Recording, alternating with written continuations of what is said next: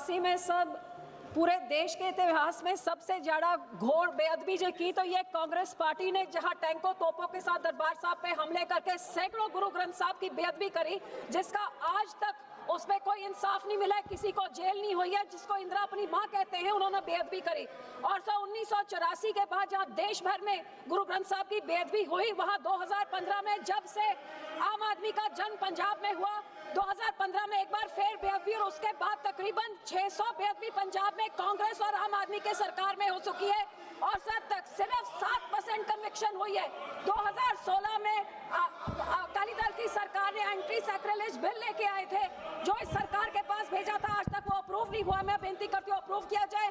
और हमारे भाई राजूआना को जिनको 30 साल सजा हो गई है, सुप्रीम कोर्ट कहता है इनको या तो फांसी लगाई या इनको आजाद करें। होम मिनिस्ट्री ने कहा था उनको आजाद करेंगे। मैं पंजाब के बारे में एक नेशनल सिक्योरिटी की बात करना चाहता हूँ। कल बीजेपी के पंजाब के ऑफिस चंडीगढ़ में एक टेररिस्ट अटैक हुआ है। उससे पहले एक दिन पहले भिंडी सैदा अमृतसर डिस्ट्रिक्ट में पुलिस स्टेशन के ऊपर अटैक हुआ है, टेररिस्ट अटैक हुआ है। उससे पहले गुरदासपुर डिस्ट्रिक्ट से, जहाँ से मैं चुनकर आया हूँ, वहाँ ISI ने 2 पुलिस के कांस्टेबल ऑफिसर उनको वहाँ शहीद कर दिया गया। और हर रोज पंजाब में गैंगस्टर, टेररिस्ट और नार्को टेररिज्म वाले तीनों का नेक्सस इकट्ठा हो गया है। और पंजाब जो है एक बॉर्डर स्टेट है पाकिस्तान।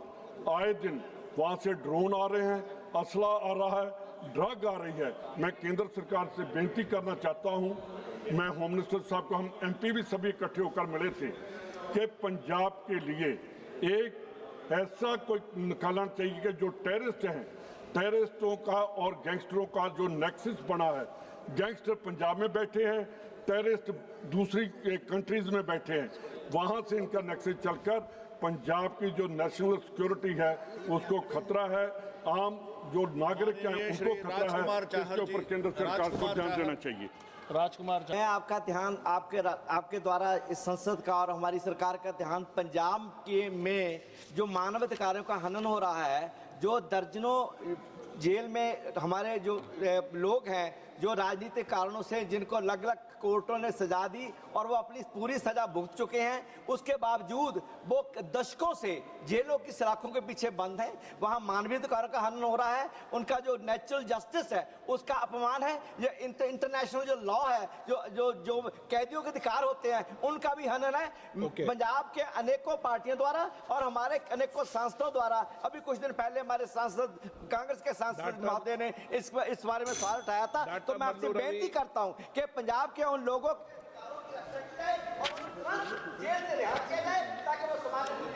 महाराज जी की आज इस सदन में बात करना चाहता हूं। सर, आज से ठीक 11 साल पहले पंजाब के अंदर 1 जून 2015 को गुरु ग्रंथ साहब जी को गुरुद्वारा साहब से चोरी किया और चोरी करने के बाद 4 महीने लोगों ने शिकायत दर्ज कराई, लेकिन किसी ने सुनवाई सरकार ने की नहीं सर। फिर 4 महीने बाद सर 12 अक्टूबर 2015 को, कौन सी सरकार ने नहीं की सर? वहां तब उस समय अकाली दल की सरकार थी सर। अब कौन सी सरकार है सर? मैं उसी पे बात करना चाहता हूँ। बोल का रहे हो सर? 12 अक्टूबर 2015 को गुरु ग्रंथ साहब महाराज जी के अंग फाड़े गए। सर, पिछले 11 साल से सिख संगत इंसाफ मांग रही है सर। फिर की होया, उथे सिख संगतां ने बैठ के धरना अंदोलन किया अपने गुरु वास्ते। फिर सर सिख संगतां नूं मारिया गया 4 वजे। उस समय दी सरकार ने कुटिया, मारिया, 2 बंदियां दा कत्ल कर दिता गया सर। सर, हजे तक भी इंसाफ नहीं मिलिया सर। थोड़ी देर पहला, यानी कि दिसंबर 2024 ਨੂੰ 2 ਤਰੀਕ ਨੂੰ अकाल तख्त साहब ते सुखबीर सिंह बादल ने अपना गुनाह कबूल करदियां कहा कि ये गुनाह साडे तो होया है, लेकिन हजे तक भी किसी नूं सर सजा नहीं मिली। मेरी ये बेनती है, हुण सरकार ने सजा तो नहीं दिती। ओम प्रकाश राजे निंबालकर,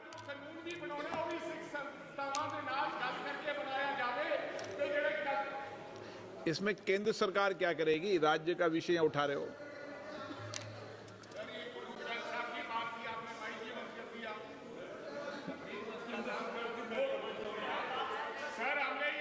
ओम प्रकाश सर हमने ये कहना था जो कानून बनाना वो पार्लियामेंट में बारे में राजे निमालकर।